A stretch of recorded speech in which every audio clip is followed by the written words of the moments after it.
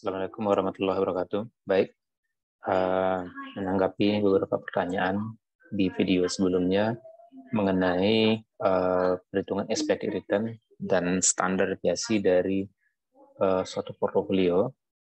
Kali ini saya akan mencoba menanggapi beberapa pertanyaan, khususnya pertanyaan mengenai bagaimana kita cara mendapatkan expected return masing-masing saham, kemudian bagaimana mendapatkan standar deviasi masing-masing saham, dan kemudian bagaimana cara mendapatkan korelasi antar saham, jadi korelasi return antar saham. Oke, sekarang kita coba kita ambil misalnya dua saham. Kita coba saham pertama misalnya adalah kita ambil saham perbankan. Misalnya kita ambil Bank Bukopin misalnya, BBKP.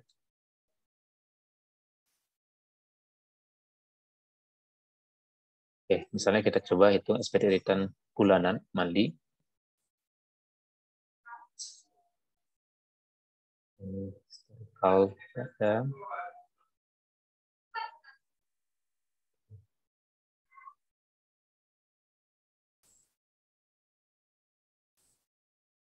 Oke, kita coba download data bulanan monthly. Kemudian kita misalnya kita coba ambil misalnya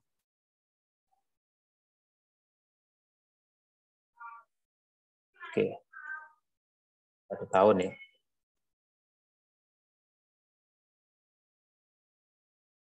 Kita mau atur lebih, misalnya 2 tahun.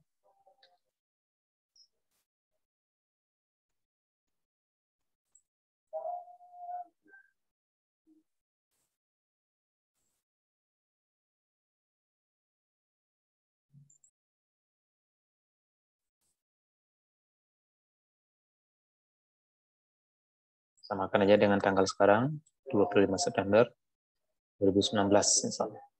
Oke. Dan kita coba lihat.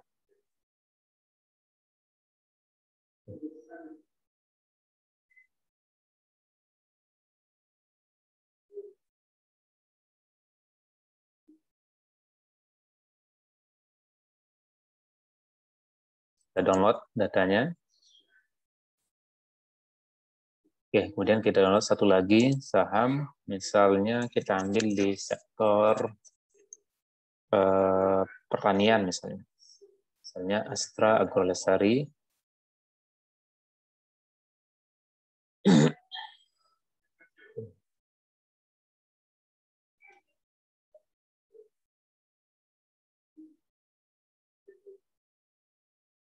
Astra Ali, oke, Astra Agrolestari. Oke, kita samakan dengan tadi, kita ambil datanya 2 tahun. Ambil mandi. Ambil 2019. Oke.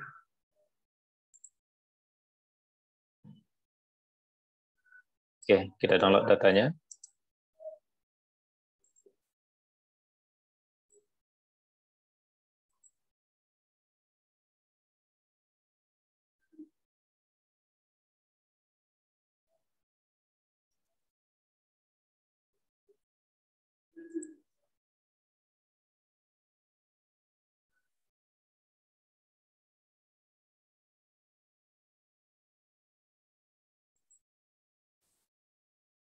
Oke, kita tunggu datanya.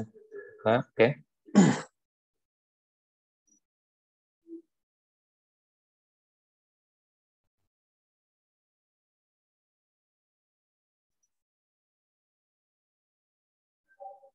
Oke, bagaimana cara pengaturan pembukaan pembukaan data atau download data melalui Finance? Sebelumnya kita sudah jelaskan juga di video sebelumnya. Nah, sekarang kita sudah dapatkan datanya, saudara, untuk data Astra Agrolestari. Oke, saya kopikan datanya di sini.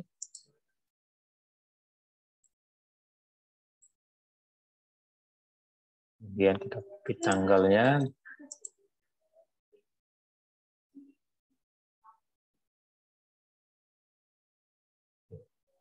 Kita balik lagi ke ini. Kita ketikkan di sini. Nah, misalnya kita ambil berikutnya. Oke, saham dari yang tadi sudah terbuka juga, Bank Bukopin, BKP. Nah, kita lihat tanggalnya 2000. Oke, saya rasa sama. Kita ambil harga penutupan Bank Bukopin.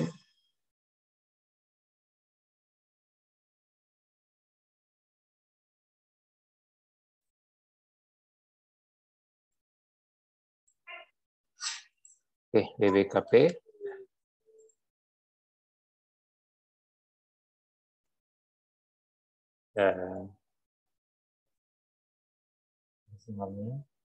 Oke, kemudian kita lihat, mungkin kita hapus saja. Kita sampai tanggal, gunakan setiap tanggal 1 saja, 1 September. Ini kita hapus. Nah, sekarang kita coba menghitung return masing-masing saham. Ini sudah ada closing price-nya masing-masing. Hitung return monthly-nya.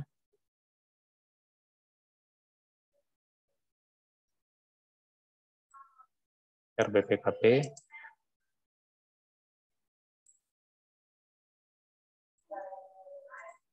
Dapat besar R-nya, oke. Return BPKP. Nah, ini yang kita harus lihat bahwa secara sederhana kita asumsikan di sini tidak ada dividen ya. Jadi kita asumsikan di sini adalah bahwa return dari masing-masing bank, ya masing-masing saham. Kita bisa mulai dulu di Ali dulu ya. Kita urutkan aja. Ali, Astra Lestari. Itu sama dengan harga bulan ini. Ini harga bulan T dikurang dengan harga bulan T minus 1 dibagi dengan harga bulan T minus 1. Oke. Ya, didapatkan datanya. Atau juga bisa kita lakukan lebih sederhana lagi. Harga bulan T bagi dengan harga bulan T minus 1 dikurang dengan 1. Boleh dalam kurung, boleh langsung juga nggak apa-apa. Nah, ini kemudian kita langsung kopikan ke bawah. Dan kita double klik untuk copy paste, langsung kita double klik di sini. Nah, kemudian kita bisa samakan misalnya berapa angka di belakang koma. Oke, ambil 4 ya, misalnya. Kemudian baru kita masuk ke BBKP Bank Bukopin. Oke, nah ini kita lihat berapa. Kita tinggal kopikan. Nah, karena kita tinggal kopikan di sini karena kita tidak kunci dari angkanya ya. Kita B3 nanti otomatis kita coba cek. Kalau kita kopikan ke sini, lihat bahwa C3 kurang C2 bagi C2 kurang 1 berarti harga Bank Bukopin, harga saham Bank Bukopin pada bulan T dibagi dengan harga Bank Bukopin T-1 dikurang dengan 1. Kita copy and paste ke bawah, bisa kita tarik, tapi paling kalau di Excel kita bisa lakukan lebih cepat lagi dengan double klik di sini. Oke, kita sudah dapatkan datanya sampai bulan 9 ya. Nah, sekarang kita mau mencari berapa expected return-nya. Jadi, expected return, kalau kita mau besarkan seperti ini lagi, kita kopikan saja. Nah, expected return Ali,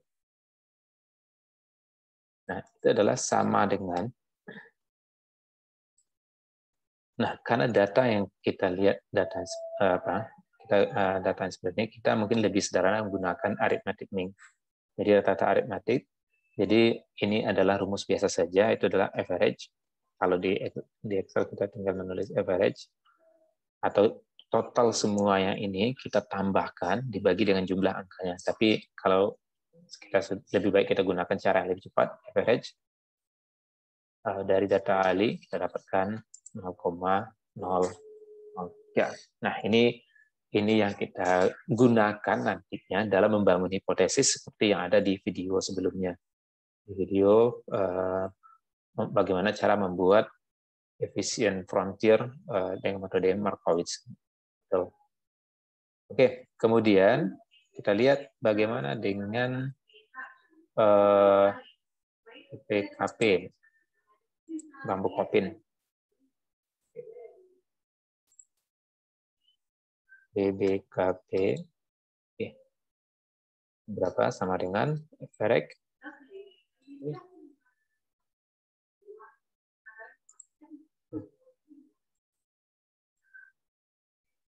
Nah, bagaimana cara kita langsung seperti ini tadi? Kita klik di sini, kemudian kita tekan Ctrl Shift dan panah ke bawah.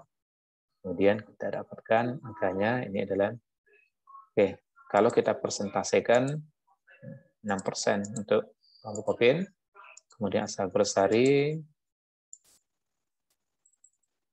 0,033% return bulanannya. Oke, kemudian kita akan butuh standar deviasi. Nah, bagaimana kita mencari standar deviasi? Dev Ali. Oke.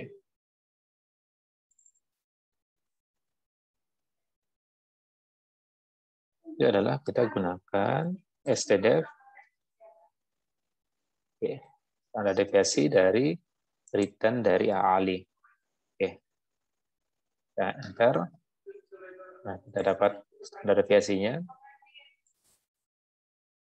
Boleh kita persentasekan, boleh kita dalam bentuk desimal. Oke. Kemudian stdev, standar deviasi dari BBKP dengan stdev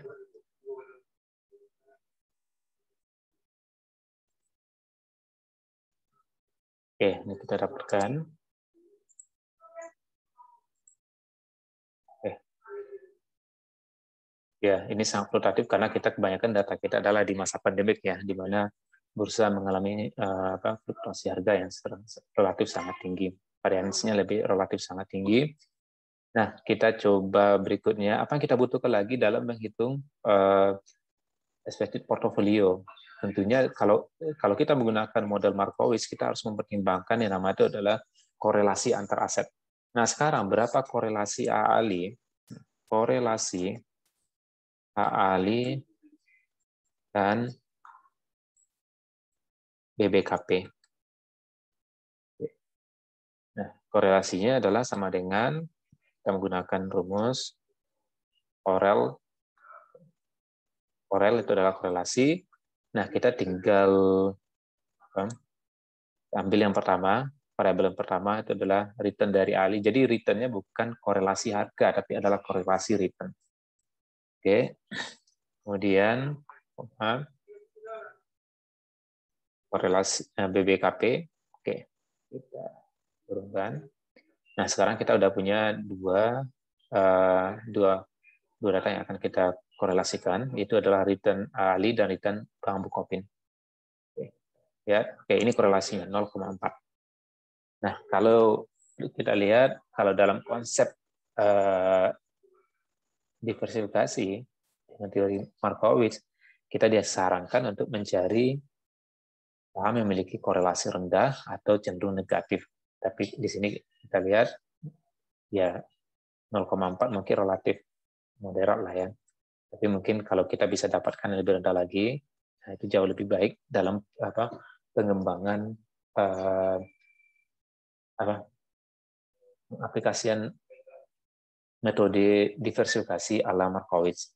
Tujuannya tentunya adalah mengurangi risiko. Jadi semakin kecil korelasi antar return aset, tentunya akan supaya kita mengurangi risiko, khususnya risiko non sistematis itu akan lebih besar pengurangannya.